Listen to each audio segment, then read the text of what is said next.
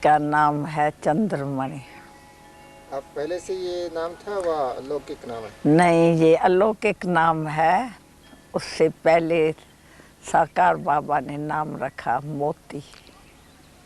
आप इस ज्ञान में कब से शुरू किया? 1936 से, जब से बाबा में शिव बाबा ने प्रवेश किया, और तब से हमारे को बाबा माता पिता के संबंध से महसूस हुआ। और शुरू से भी मेरा जो था माता पिता, ईश्वर माता पिता है मेरा, उससे प्यार था। और मेरे को साक्षात्कार भी उसका ही हुआ। और शुरू से ही मैं सर्व संबंध उसे ईश्वरी पिता से जोड़ दिया। सर्व संबंध में मेरे को बहुत बाबा ने ऊंचा उठाया। सारा श्रीमत से मैं कार्य में आई हूँ। बाबा ने मेरे को कैसे पता नहीं इतना ऊंचा बना दिया। मैं बार बार बाबा को याद करती हूँ। आपका उम्र क्या था उस टाइम में दादी? उस टाइम पहले मैं 13 बरस की थी। स्कूल में जाती थी। बाबा ने स्कूल में भी कैसे कार्य करो वो भी सिखाया 13 बरस में ही। तो कैसे जब प्रार्थना होती है तो आप उसका रहस्य सभी को समझाओ, और कैसे वहाँ जो भी टीचर्स आती है, स्टूडेंट आती है, उनको कैसे गीता का ज्ञान आप समझाओ। क्योंकि पीरियड हमारे गीता के ज्ञान की थी, तो इसमें हमको अच्छा लाभ मिला शुरू से। आपकी लौकिक परिवार में और कौन कौन ज्ञान में चले? हमारे लौकिक परिवार में सब ज्ञान में चले हैं। कोई सरेंडर हुआ, कोई घर में रह के, और जैसे प्रवृत्ति में रह के सरेंडर ही रहे। सबको बाबा का परिचय जब से मिला है, तो एक बल, एक भरोसा, एक सहारे, और सब उससे चल रहे हैं। आज तक भी सभी का संबंध 5 पीढ़ी है जो संबंध में, और बाबा के यज्ञ से पूरी यानी चलते हैं। आपको वो मंडली में बाबा ने आपको टीचर बना करके सेवा कराया, उसकी कुछ बातें सुनाएंगे? हाँ, बाबा ने तो बहुत ही कुछ हमारे में समझा। तो जब भी स्कूल में भी हमने ये कार्य शुरू से ही किया, तो बाबा ने समझा ये टीचर बन सकती है। क्योंकि हम 9वीं पास कर की थी, और सारा परिवार भी साथ में ही था। तो बाबा ने कहा तो हमको छोटे बच्चे जो है उनकी हॉस्टल बनानी है, जो वास्तव में बाबा ने बनाया हुआ था। और दृढ़ संकल्प था, तो बच्चे भविष्य में ऊंचे रहे और कार्य करेंगे, यही करेंगे। तो 5 बरस से 12 बरस तक बच्चे जो है, जो आने वाले थे, और उनकी हॉस्टल बनाई। पहले थोड़ा थोड़ा करके आगे बढ़ाया उनको 50, और उनके लिए सारा तैयारी बाबा ने की। उनके लिए घुमाना फिराना, बस लेना, कपड़ा पालना, पूरी अच्छी तरह से हॉस्टल में रखा। और सुबह के टाइम हम उनको राज विद्या पढ़ाते थे, और शाम के टाइम उनको हम आध्यात्मिक विद्या पढ़ाते थे। और सुबह में 4 सब्जेक्ट मुख्य रखे थे, भाषा की, इंग्लिश की, और हिसाब, अर्थमेटिक, और बाकी ऑल राउंड साइंस वगैरह, ये ऐसे कार्य हैं हम रखे। और बाबा हमारा रोज़ हमारे पास आते भी थे, जैसे प्रिंसिपल आके सारा देख रेख करते थे। और रात्रि के टाइम हमसे सारी पूरी दिनचर्या भी पूछते थे, तो क्या आज सारे दिन में अच्छा किया। तो वो हम बाबा को रोज़ रात्रि में सुनाते थे। बाबा हमारा सबका ध्यान रखा। हम 4-5 बहनें थी जो पढ़ाती थी सुबह में, और शाम को उनको कोई गीत सिखाते थे, कोई लेक्चर सिखाते थे, कोई डायलॉग सिखाते थे। इस रीति से बच्चों को तैयार भी किया, और सारी सभा के आगे वो अच्छी तरह से बोलते भी थे। न्यूज़पेपर में तो कई समाचार आते रहते हैं, पंजाब में ये गड़बड़ है, वो गड़बड़ है। और जब हम दादी को मिलते थे तो क्या बात है, वो तो चलता रहता है। हम बाबा की सेवा करते रहते हैं, तो कभी भी बाबा की सेवा में उन्होंने कभी भी रोका नहीं अपने आप को। अब जो है पंजाब के, तो वो एक सरेंडर संस्कार वाले हैं। ऐसे लड़ाई के मैदान में भी तो पंजाब वाले आगे रहते हैं सबसे, देश सेवा में। तो ये भी तो सेवा है, एक विश्व की सेवा है। तो जहाँ वो मर मिटते थे, तो ये भी मर मिटते हैं। जीते जी मरना उनके लिए सहज है, वारिस बनना। परंतु जब तक उनको पूरी समझ में आवे, अगर समझ में नहीं आएगा तो पहले पहले वो थोड़ा हमारे से डिस्कस बहुत करते थे, सामना करते थे, झगड़ा करते थे, पवित्र नहीं रहेंगे, ये कैसे, जैसे दुनिया चल, ऐसे ऐसे बातें बहुत हमारे से करते थे। और उसके लिए हम उनको सब जवाब देती थी बड़ी धैर्यता से, जो उनमें वो गुण आवे। जैसे हम उनको जवाब देंगे प्यार से, धैर्यता से, भले वो फोर्स में बहुत आए, बहुत कुछ किया और नई बात देखी, तो वो समझते थे ये आगे कैसे हो, हम सदैव आगे रहे हैं। तो कई खास भी इसके लिए आते थे, तो हमारा एग्जामिन लेने के लिए।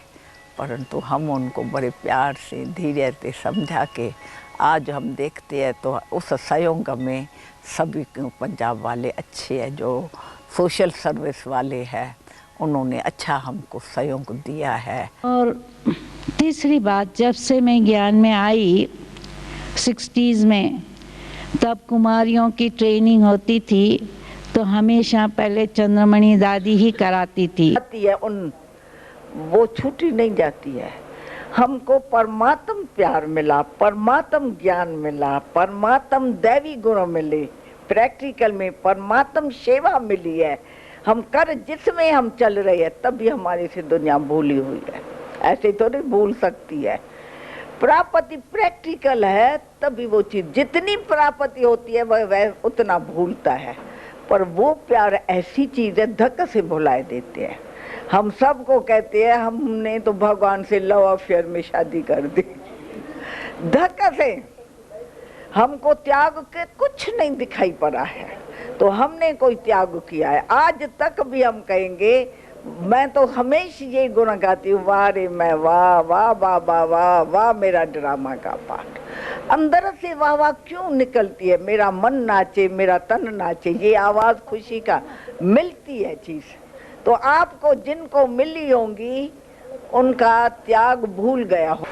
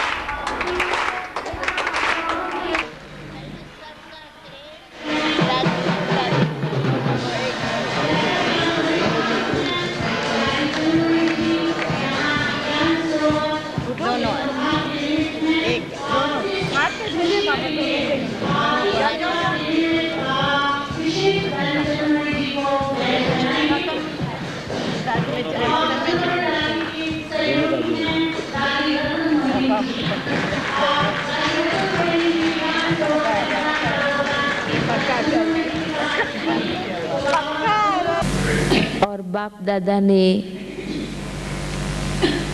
दादी चंद्रमणि जी को ज्ञान सरोवर की सेवा की जिम्मेवारी का ताज पहनाया, तो तब से उनके साथ सेवा करने का, यज्ञ के कारोबार में कैसे चलना है, ये प्रैक्टिकल सीखने का मुझे मौका मिला। मैंने ये देखा कि दादी जी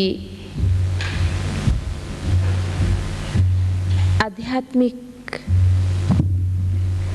शक्ति में इतनी समर्थ थी, अंदर से मैं कह सकती हूँ कि आध्यात्मिक शक्ति के एक पहाड़ के समान,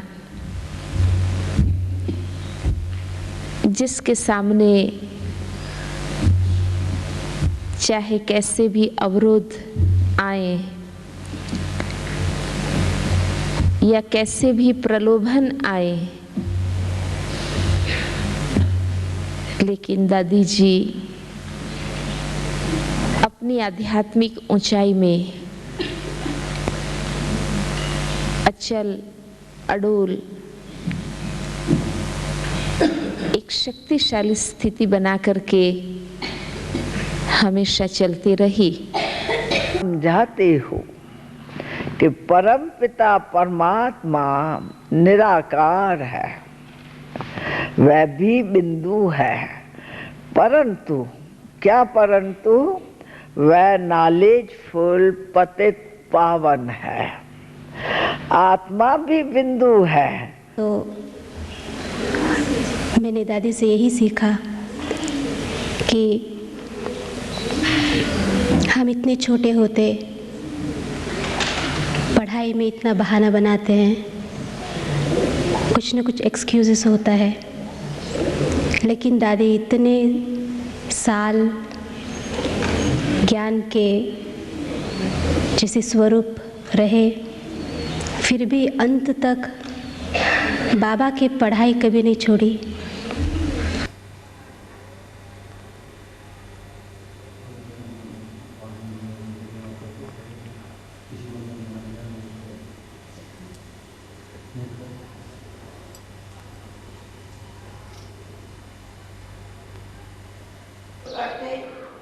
ऐसी वो नई भाषा होती, कुछ भी हो जाए उन्हें संतुष्ट मरीन बनना,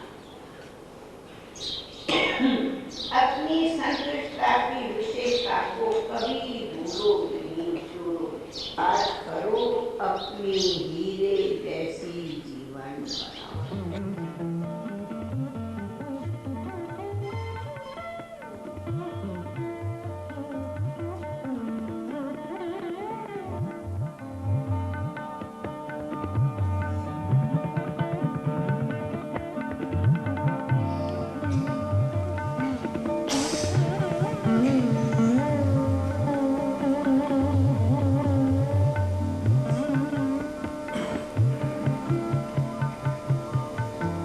तेरे पंजाब चंद्रमणि दादी का क्या कहना। दादी का आवाज बुलंद और उनके स्वभाव में चंद्रसा सी शीतलता है। जो भी आत्मा उनके संपर्क में आती है वो शीतल हल्की हो उड़ने लगती है, और उनके हास्य का तो क्या कहना, जैसे 14वीं का चांद ही खिल गया हो। बताती हूँ, हमेशा मेरे से नई नई बात बाबा ने कराई है। सरेंडर भी कराया, बांदेलियों का भी कराया, हॉस्टल में का भी नया कराया। जब सेवा में भेजा तो सेवा में भी एक गांव क्या होता है, गांव में भी भेजा। अचल बहन ने निमंत्रण दिया, एकदम क्या था अंदर वो ये बैस खड़ी और क्या जट लोग के बीच में हमको भेजा, एक इतने कमरे में, परंतु सेवा वहाँ बहुत हो गई, कमाल हुई। सारे गांव को, सारे 80 गांव जब भी बाबा मामा आने लगा, उस गांव में छोटे में हमारी सब बड़ी बहनें सीनियर्स वहाँ पहुँची, जानकी दादी पहुँची, बिरजेंद्रा दादी पहुँची, सब वहाँ दीदी पहुँची, दादी पहुँची, बाबा मम्मा सब इतने गाँव में पहुँच गए। तो ये कमाल। और वहाँ से 15-20 कन्याएं बहुत अच्छी अच्छी जो सेंटर संभाल रही है, यानी उस 3 बरस में रही वहाँ। उसके बाद फिर जब ये अमृतसर गई, वहाँ की हालत कोई नहीं आवे, कुछ नहीं होवे। दादी जानकी तो चली गई सीधी, हम अकेली हो गई वहाँ। फिर वहाँ बहुत लड़ाइयाँ झगड़ा सब कुछ देखा, परंतु आज जो है वहाँ बहुत अच्छी धरनी हो गई है, उसकी बड़ी हिस्ट्री है। तो कैसे भी यानी एक निश्चय बुद्धि से कैसे भी बिगड़े हुए को कैसे बनाना है, बाबा ने ये भी अनुभव करा दिया है। ओम शांति। चेहरे का रंग बदलता हुआ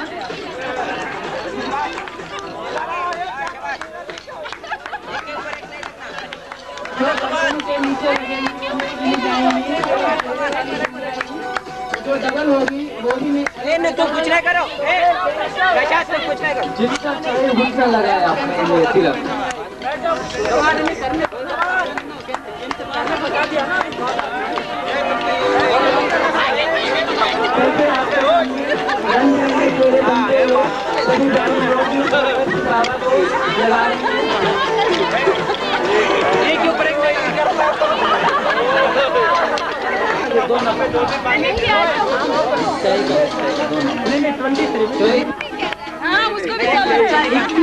वो सेकंड प्राइज है उसका।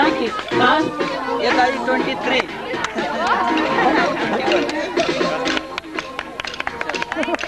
भाई टिकले लगा है, यानी हम सब कुछ कर सकते हैं, क्या नहीं कर सकते हैं।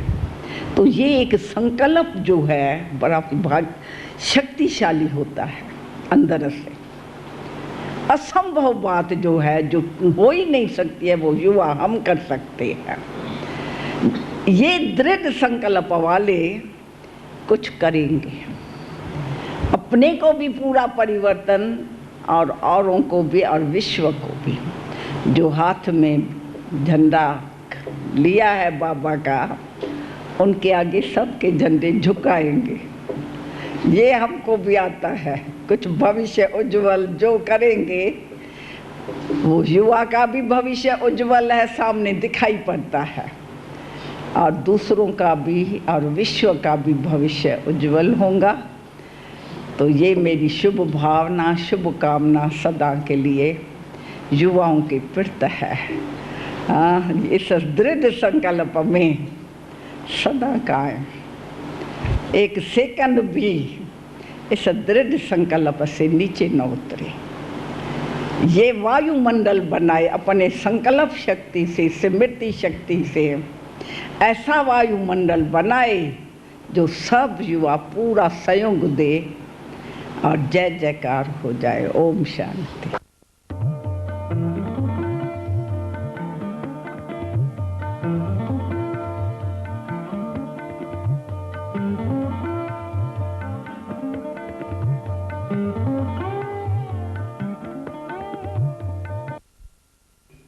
सबको इनके पास सहज है।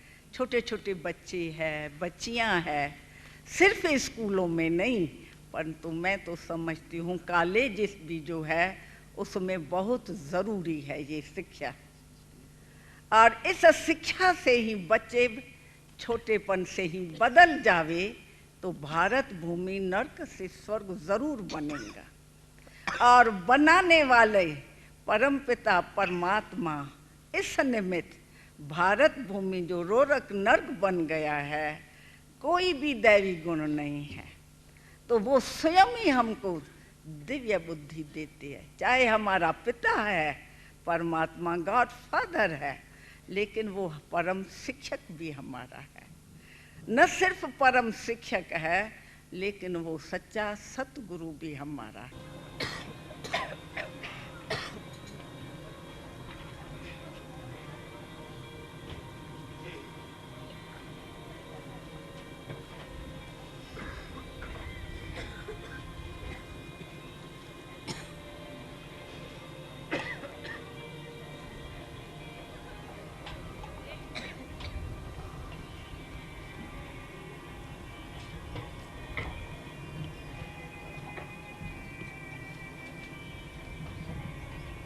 होना चाहिए, ये होना चाहिए, सब गुण होवे, सहनशीलता भी होवे, अंतर्मुखता भी होवे, शुभ भावना भी होवे, शुभ कामना होवे, प्यार होवे, खिम्या होवे, कितने गुण हम गाते हैं।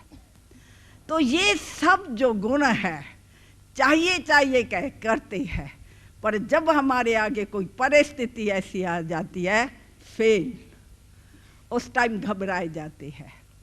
क्या बात है, बुद्धि में तो है, ये गुण है हमारा ओरिजिनल, आत्मा का जो ओरिजिनल गुण है वो स्मृति में आता है।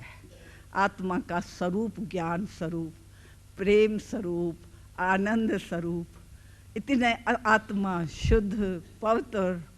जब आत्मा का स्वरूप इतना अच्छा है, पर है क्यों नहीं प्रैक्टिकल, क्यों नहीं? वो प्यार जो है देह से प्यार क्यों, स्वार्थ का प्यार क्यों? स्वार्थ का एका चमड़ी से प्यार क्यों? प्यार किससे? किसका बेटा? सर्वशक्तिवान का बेटा। किससे सा संबंध जोड़ना है? जो टूटा हुआ संबंध है वो उनसे जोड़ना है, जिसकी मैं संतान हूँ।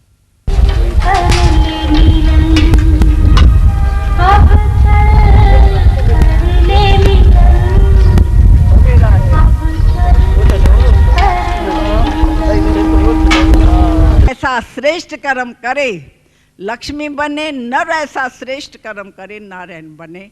ऐसा ग्रस्त व्यवहार, ग्रस्त आश्रम बनाओ, घर घर को स्वर्ग बनाओ। जब हम घर को स्वर्ग बनाएंगे तो क्यों नहीं देश, क्यों नहीं समाज, क्यों नहीं सारी विश्व स्वर्ग बनेगा। निश्चय बुद्धि वैजयंती। क्योंकि अब अनुभव कराया तो निश्चय हो गया, ये एहसान बात है।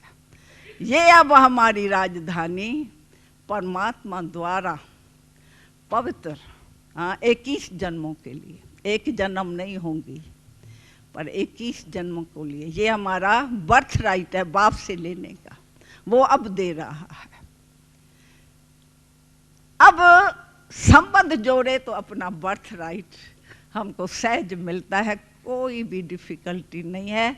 और प्रैक्टिकल में बाप सत्यम शिवम सुंदरम, खुद ही सुंदर है, हाँ सुप्रीम है, सत्य है, तो बच्चों को भी अपने जैसा बनाए रहा है। स्टेज आगे आगे टोटल बाप कहते हैं मेरे समानता मुआफ, यानी मेरे जैसी शक्तियाँ, मेरे जैसे गुण धारण करो इस पढ़ाई से, तो आप राजाओं का राजा बनेंगे। और ये राजभाग सिर्फ मैं इस समय देता हूँ।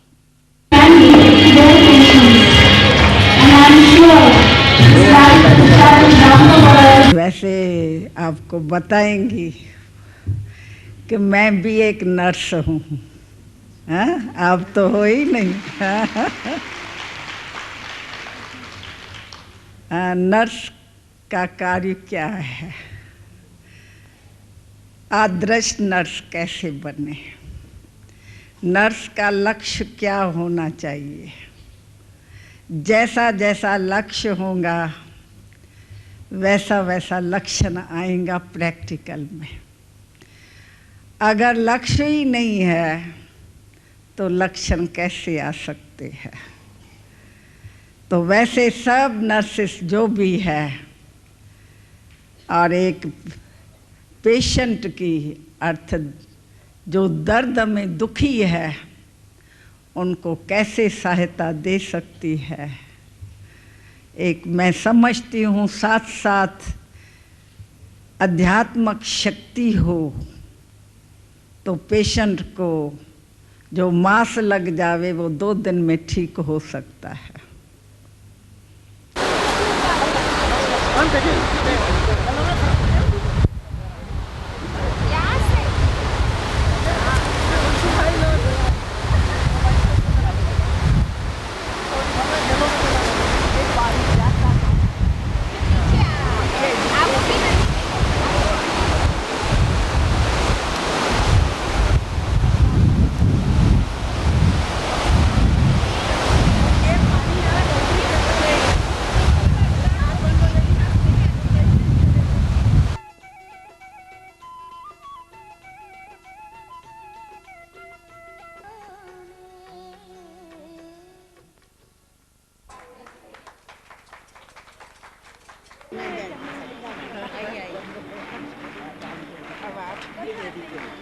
चंदन भी दे दें, चंदन दे दें।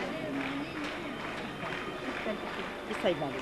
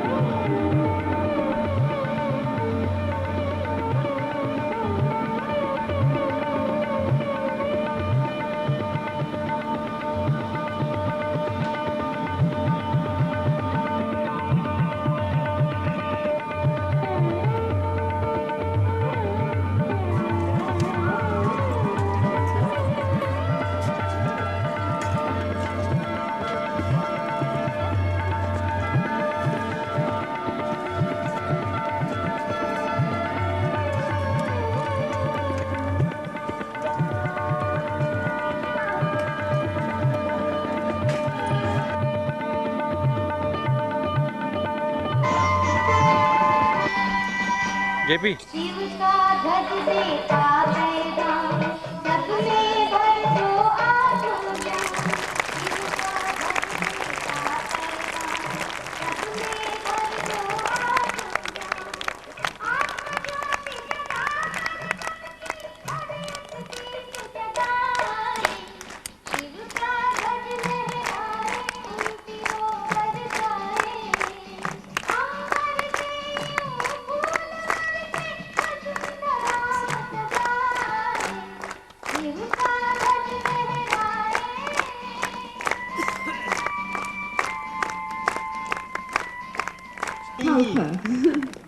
मुबारक।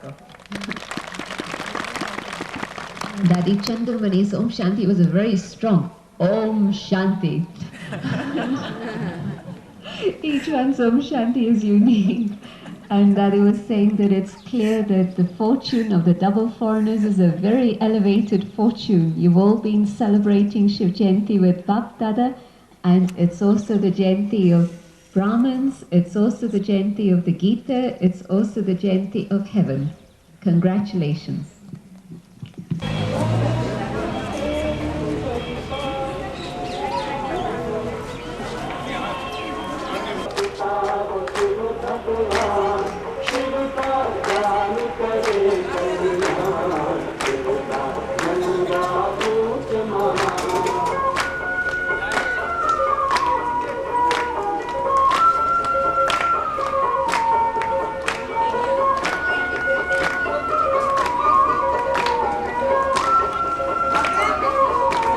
कौन सी नैनों की भाषा, आपकी फिर बोल कम हो जाएगा सारा। साइलेंस पावर ऐसा बोल को कम करेगा। बाबा ने हमको भी इशारा दिया है, अब आप साइलेंस में रहो। आप सब तैयार हो गए हैं भाषण करने वाले, अब आप गायब हो जाओ, वतन में जाओ, बैठो, यहाँ से गायब हो जाओ, तो वो प्रभाव दूसरों में आवे।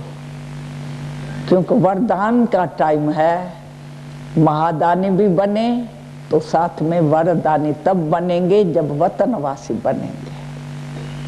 तो इसमें गायब रहना पड़ता है शरीर से। यहाँ बैठा भी है, मैं वहाँ बाबा के साथ, उसके साथ सेवाएं हैं हमारी, वो तो सारी विश्व की हो जाएगी बाबा के साथ।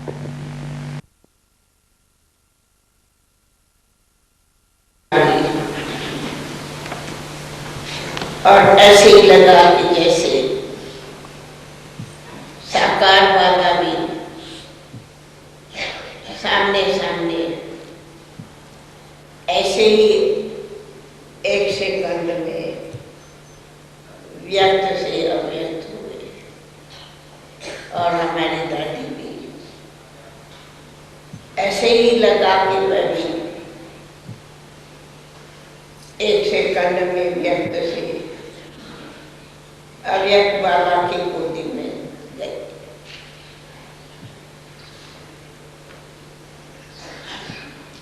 देखा जाए कि ये सभी एग्जाम्पल हम सबको कहा कि सर्व के लिए एवरेडी रहने की सूचना है। बाकी दादी तो सभी ने उनके अनुभव सुनाए, और भी अनेकों के अनुभव होंगे। हमारी तो दादी अगर कहें कि जो बाबा की आज्ञाएं हैं, त्यागी, तपस्वी, सेवादारी, आज्ञाकारी, वफादार, फरमानदार, इस सभी धारणाओं की दादी प्रैक्टिकल मूर्त थी, सबूत थी, एवरेडी भी थी। और इतनी हिम्मतवान, इतना ही कहा कि शक्तिशाली अपनी हिम्मत से रहते थे। डैडी का ये एक तो सदा ही खुश मौज में कहा जाता है, सदा खुश, सदा मौज में, सदा हर्ष। और ऐसे भी थी कि दादी का मैं नहीं समझती हूँ कि कभी कोई ने ऐसा देखा होगा कि दादी को थोड़ा भी ज़रा आज मूड ऐसी है वैसी, बिल्कुल नहीं। सदा ही उमंग उल्लास मौज खुशी सभी को आगे हिम्मत देते बढ़ाते चलती थी। जितनी निर्भय थी उतनी निर्भय थी। बाकी ये तो है कि हम कहीं भी दादी हमारी बचपन की साथी, जिसको बाबा ने यज्ञ में आदि से पहले पहले अगर सरेंडर का पहला सैंपल बनाया तो 5 चिड़ियाओं को बनाया था। हम 5 चिड़िया पहले थी जिसका बाबा नाम रखा था 5 चिड़िया। 2 दिन तक दीदी ने बहुत अच्छी सेवा अथक होकर के की और ग्रुप से भी मिलते रहे। तो 11 तारीख यानी परसों खाना खाने के बाद 2 बजे खाना पूरा हुआ तो 2:30 बजे उनको सिर में दर्द हुआ, कमर में दर्द हुआ और थोड़ा चेस्ट पेन भी हुआ और बहुत ज़्यादा जैसे डकार आ रही थी। तो हमने ये समझा कि इनको ये गैस ट्रबल है, आज ये तरबूज वगैरह खाया है तो शायद इसके कारण हो सकता है। तो मैंने पूछा दीदी आपके लिए मैं सोडा मंगाऊं? उन्होंने कहा हाँ सोडा मंगाओ। तो मैंने सोडा मंगाने के लिए भाई को कहा। तो जब तक मैं कमरे में आई तो देखा दीदी तो स्नान पर गए हैं और बहुत जल्दी स्नान करके आ गए, जल्दी में ही, नहीं तो इतना जल्दी नहीं आती हैं। तो उस वक्त बड़ी जल्दी 10 मिनट में स्नान करके और आ गए हैं और आके लेट गए सोफे पर ही। तो मैंने कहा क्या हुआ आप इतनी जल्दी आ गए हैं? कहते मेरे में हिम्मत नहीं थी, मेरे को जैसे चक्कर आ रहा था, मैंने बड़ी मुश्किल से स्नान किया है और मेरे को ना बहुत कमर में बहुत दर्द है, चेस्ट ये ऐसे ये सारे ये चेस्ट में भी दर्द है और बहुत डकार आ रही है और सिर की नसें तो जैसे खिंची हुई है। तो तब तक जैसे सोडा आया तो मैंने कहा अच्छा सोडा पी लो। तो कहते नहीं मेरे में उठने की हिम्मत नहीं है। तो सरला बहन भी वहीं पर थी, ये कुमारा पार्क वाली, मैंने उनको बुलाया, मैंने कहा आप ज़रा आओ। तो उन्होंने उनका जैसे सिर को मलना शुरू किया, कमर को थोड़ा वो मला उसको और फिर कहा कि फिर ना मुख में हम थोड़ा थोड़ा सोडा डालते गए और फिर थोड़ी देर बाद पूछा कि अभी कुछ फ़र्क पड़ा? कहते अभी कोई ऐसा फ़र्क नहीं पड़ा है और डकारें बार बार आ रही थी। मैंने कहा अच्छा चलो डॉक्टर को बुलाते हैं। तो हमने फिर वहीं पर योग भवन में थे, तो वो तो जैसे कि एक गांव ही है, तो वहाँ से नीचे से डॉक्टर को बुलाया। तो डॉक्टर को ने पूछा पहले कभी हुआ था? मैंने कहा एक बार ना 2.5-3 साल पहले हुआ था, हम लोग तब ज्ञान सरोवर में थे। तो उस वक़्त भी इनको ऐसे कमर में दर्द, सिर में दर्द, ना उठ सकते थे ना बैठ सकते थे, कभी उठते थे कभी बैठते थे, ऐसा बहुत दर्द हुआ था रात के समय। तो हमने डॉक्टर को बताया, अपने ग्लोबल हॉस्पिटल के डॉक्टर आए थे, तो उन्होंने एक वोवरन का इंजेक्शन इनको लगाया था। तो इनको नींद आ गई तो सुबह तक ठीक हो गया था। तो उस डॉक्टर ने भी उनको इंजेक्शन लगाया और इंजेक्शन के बाद इनको और कुछ नहीं है, इनको गैस ट्रबल है और कोई डाइजिन वगैरह की गोली है वो दे दो। तो वो हमने दे दी और डकार तो उनको बार बार आ ही रही थी, तो हमने समझा ये डकारें आ रही है, इससे ठीक हो जाएगा। तो ऐसे 5-5:30 बजे तक देखा। फिर मैंने पूछा, मतलब ना बार बार बैठते थे उठते थे, बैठते थे उठते थे, ऐसे लेटते थे और कभी बैठते थे ऐसे, और कह रहा था कि मेरे को बहुत दर्द हो रही है। फिर हमने कमर में तेल की मालिश की, हाथ दबाए और कहते थे मेरी ये चीज़ है ना, ये बहुत दर्द कर रही है और यहाँ गर्दन में बहुत दर्द हो रही है, तो मेरे यहाँ दबाओ, आप यहाँ दबाओ। तो हम ऐसे दबाते रहे। तो ऐसे जब फिर शाम को लगभग 6 बजे कहा कि मेरा जो चेस्ट पेन था वो ठीक हो गया है, मगर मेरे को कमर में और इसमें अभी तक बहुत ज़्यादा दर्द है। फिर मैंने कहा कि यहाँ तो डॉक्टर मिलना भी मुश्किल है और रात को हमको मुश्किल हो जाएगी, तो चलो हम शहर में चलते हैं। जो सेंटर सद्भावना भवन है वो अच्छा खुला भी है, तो वहाँ चलते हैं। तो फिर हमने उसी समय सूर्य नारायण भाई को बुला करके कहा आप अपनी गाड़ी ले आओ, तो हम उस सेंटर पर चलेंगे। तो हमने एक दिन की केवल तैयारी की, एक दिन के कपड़े डाले और कहा एक दिन के लिए जाती हैं, कल तक ठीक हो जाएंगे तो आ जाएंगे। तो उस समय दीदी सबसे मिले, सब को योग भवन वालों को बुलाया और कहा कि मेरे को तो आज आप सबसे मिलना था, एक एक से बैठना था, परंतु आज दूसरे लोग आ गए हैं तो इसलिए मैं नहीं मिल पाई और इस समय मेरी तबीयत खराब है। तो अभी मैं एक दिन के लिए जाती हूँ, कल मैं आऊँगी और मैं सबसे बैठूँगी और किसी को कुछ भी कहना हो, कोई भी बातचीत हो, सब मेरे को बोलना, सबको कोई भी समस्या होगी तो उसका हल करेंगे। तो सबने कहा हाँ दादी कोई बात नहीं, आप पहले ठीक होने चाहिए तो फिर कल करेंगे। तो बस उस समय हम गए और सद्भावना भवन में 7:30 बजे पहुंच गए हैं और जाते ही अंबिका को बोला पहले डॉक्टर को बुला के लाओ। तो डॉक्टर अंबिका गई, उसी वक्त एक डॉक्टर को बुला के लाई। तो उसने आकर के बीपी देखा और उन्होंने कहा कि ये बीपी थोड़ा जास्ती है, 110 है पहले नीचे का और 175 ऊपर का है। तो उसने पूछा पहले कभी हुआ था?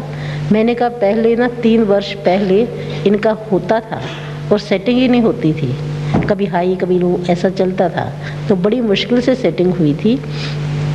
तो एक बार अमृतसर में इनकी टांग खड़ी हो गई थी तो इनको इंजेक्शन लगाया था, तो उससे क्या हो गया था, बीपी लो हो गया था, तो सब टैबलेट बंद कर दी थी। तो उसके बाद इनका बीपी कभी हाई नहीं हुआ है। कई बार हमने चेक कराया है, हमेशा 80 और 100 के बीच में नीचे का रहा है। तो आज मतलब अभी पहली बार सुन रहे भी 110 है। तो उसने कहा कोई बात नहीं, ये थोड़ा ही हाई है, तो ये एटानॉल 50 है, ये इनको दे दो ठीक हो जाएगा। उन्होंने टेम्परेचर भी चेक किया तो टेम्परेचर तो नॉर्मल था।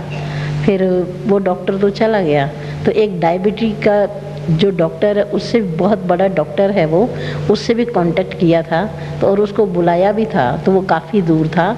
उसने कहा अगर आप अपने पेशेंट को यहाँ पर ला सकते हैं तो बहुत अच्छी बात है, नहीं तो मैं आऊँगा तो मैंने भी यही कहना है।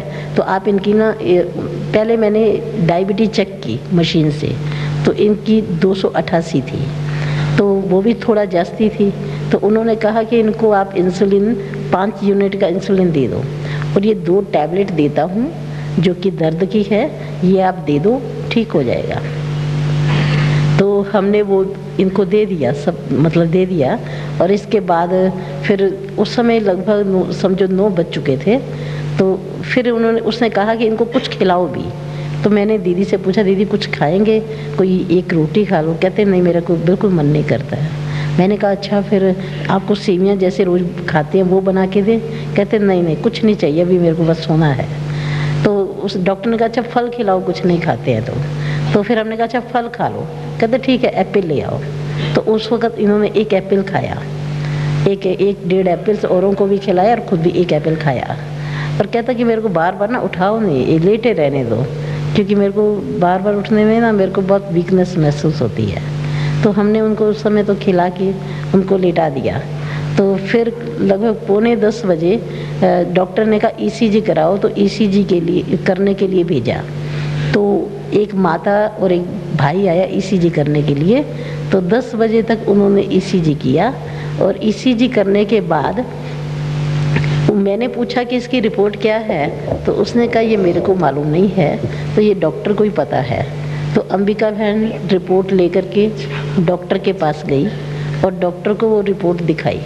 तो डॉक्टर ने कहा कि इनको ना हल्का सा ये हार्ट अटैक है, तो अगर उनको यहाँ ला सकते हैं तो आप यहाँ ले आओ, अगर नहीं ला सकते हैं तो ऐसी कोई बात नहीं है घबराने की, इनको ये टैबलेट दे दो तो ये ठीक हो जाएंगे और सुबह ले आना। तो जब तक अंबिका बहन आई है 10:30 बजे, वो 10 बजे गई थी। और तब तक हम और दीदी मतलब जैसे ईसीजी हुआ ना तो ये सो गए। तो मैं भी अपना खाना पीना खा के और मैं कमरे में आई, सोने की तैयारी करने लगी। तो मैंने कहा कि दीदी सो गए हैं तो मैं पूछूं कुछ पेन कम हुआ? तो मैंने हल्का सा आवाज़ लगाया थोड़ा, दीदी दीदी अभी ठीक है? तो ऐसे ना तो ये करवट लेकर सो रहे थे, देखा सो रहे हैं जैसे सोते हैं, करवट लेकर सो रहे थे। तो मैंने जगाना ठीक नहीं समझा, मैंने कहा भी अच्छा है टैबलेट ली है, नींद आ जाए तो अच्छा है, दर्द कम हो जाएगा। तो अभी मैं भी लेट गई, फिर सो गई, मतलब कि अभी 3 मिनट ही हुए थे, मेरी आंख तो लग गई। तो उधर से 2 बहनें आई कमरे में, बाथरूम के लिए आई, तो उन्होंने देखा कि दीदी ने सीधा हुए हैं और सांस ले रहे हैं ऐसे करके। तो उसने कहा दादी दादी, फिर उसी को मेरी भी नींद खुल गई। मैं क्या हुआ? कहते देखो दीदी को क्या हो गया है। तो मैं क्या हुआ दीदी दीदी? तो वो ना जीवन की ना ऐसे मतलब कर रहे थे। तो मैंने कहा लाओ पानी लाओ, फटाफट पानी डालते हैं। तो पानी डाला तो पानी है वो एक बार अंदर गया तो पानी की जैसे आवाज़ आने लगी जब वो ऐसा सांस लेते थे, और कुछ पानी बाहर निकल आया। तो मैंने कहा डॉक्टर को बुलाओ फटाफट। इतने में अंबिका आ गई डॉक्टर के से। तो मैंने कहती मैं गोली लेके आई हूँ दीदी के लिए। मैंने कहा नहीं डॉक्टर को बुलाओ, पता नहीं क्या हो रहा है दीदी को। फिर वही बाजू वाले डॉक्टर को फिर बुला के लाई। तो जब तक डॉक्टर आया तो वो समझो उस वक्त लास्ट ब्रीथ था। तो उस वक्त डॉक्टर ने देखा, तो डॉक्टर ने फिर चेक किया तो कहते कि इनका हार्ट फेल हो गया है। मैंने कहा ऐसे कैसे हो सकता है हार्ट फेल? इनका हार्ट तो बहुत अच्छा है, क्योंकि डॉक्टर हमेशा कहा करते थे कि इनका हार्ट है इनकी उम्र के मुताबिक 10 साल कम एज का हार्ट है इनका, इतना मजबूत है। और कभी भी हमने इसी जब भी कराया है तो बहुत अच्छा आता था। तो मैंने कहा ये नहीं हो सकता है, दूसरे डॉक्टर को बुला के लाओ। फिर वो दूसरे डॉक्टर को लेके आई तो उसने सारा मतलब कंफर्म किया अच्छी तरह से। तो उसने भी यही कहा कि हार्ट फेल हो गया है। तो हमको तो विश्वास नहीं होता था कि ये हो ही नहीं सकता कि दीदी अभी नहीं है, सवाल ही नहीं पैदा। फिर मैंने कहा नहीं, मेरे को तो बिल्कुल विश्वास नहीं होता था कि ऐसे ही कह रहे हैं, पर फिर भी अब डॉक्टर कह रहे हैं तो मेरे को ऊपर में बताना है, मगर अंदर में मेरे को जैसे नहीं ऐसा ये नहीं है, नहीं दीदी नहीं है, ऐसा नहीं है। तो मैंने फिर फटाफट उसी वक्त नीचे आके मैंने कहा फिर दादी को पहले फ़ोन करें।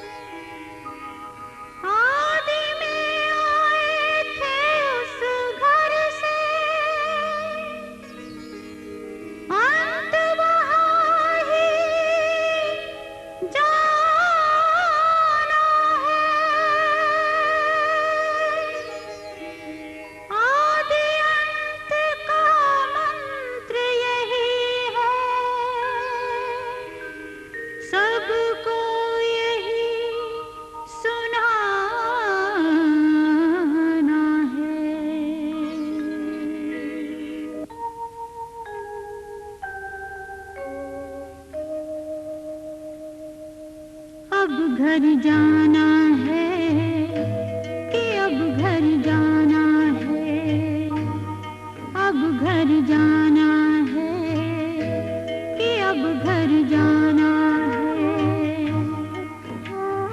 आदि अंत का मंत्र यही है, सबको यही सुनाना है। अब घर जाना है कि अब घर जाना है, अब घर जाना है कि अब घर जाना है।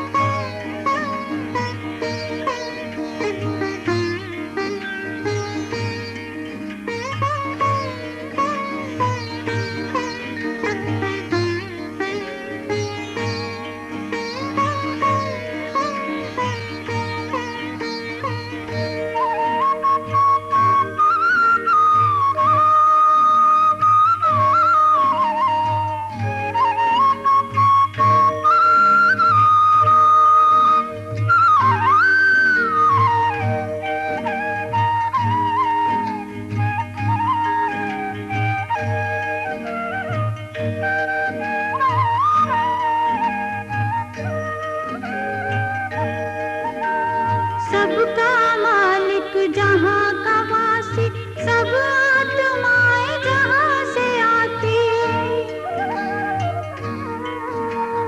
जिस घर के हम सब हैं भांति, जहाँ आत्मा शांति पाती। शांति धाम या ब्रह्मलोक वो, शांति धाम या ब्रह्मलोक वो, उसे न कभी भुलाना है। अब घर जाना है कि अब घर जाना है, अब घर जाना है कि अब घर जाना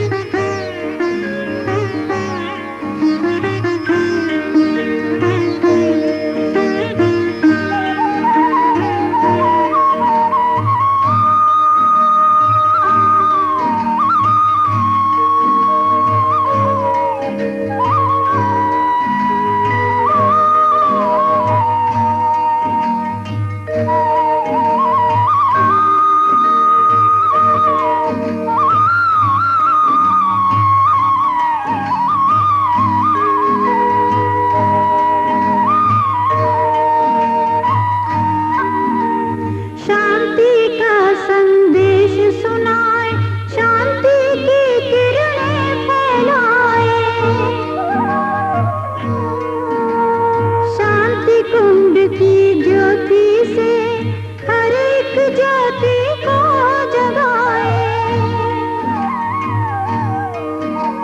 चलेंगे होकर देह से न्यारे,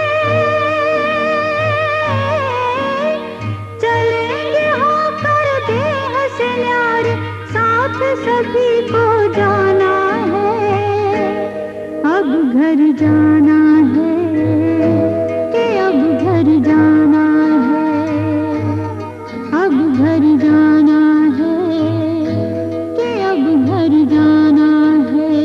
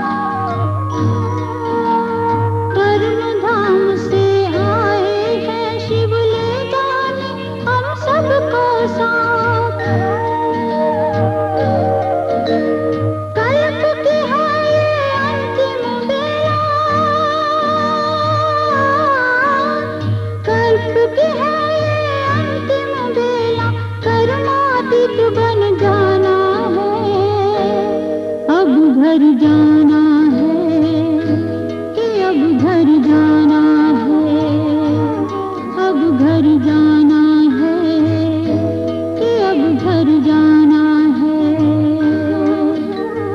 आदि अंत का मंत्र यही है, सबको यही सुनाना है, अब घर जाना है कि अब घर जाना है, अब घर जाना है कि अब घर जाना है, अब घर जाना है कि अब घर जाना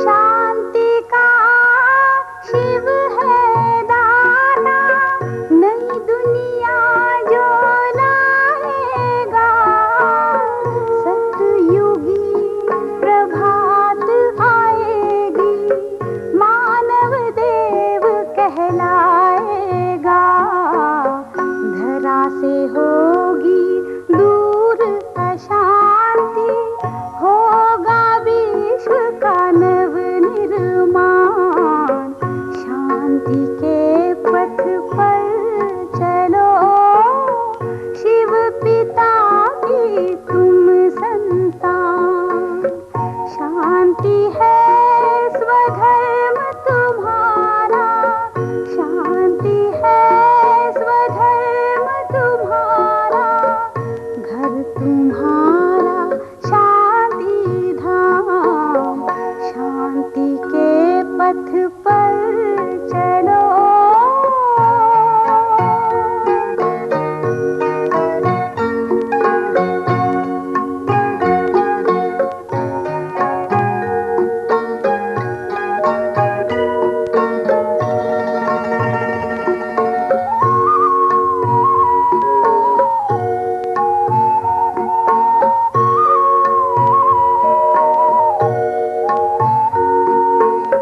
प्रेम शीतलता और सुख की शांति बहाए अमृत धार, तृप्त करे हर आत्मा को दिव्य गुणों का इसमें सार।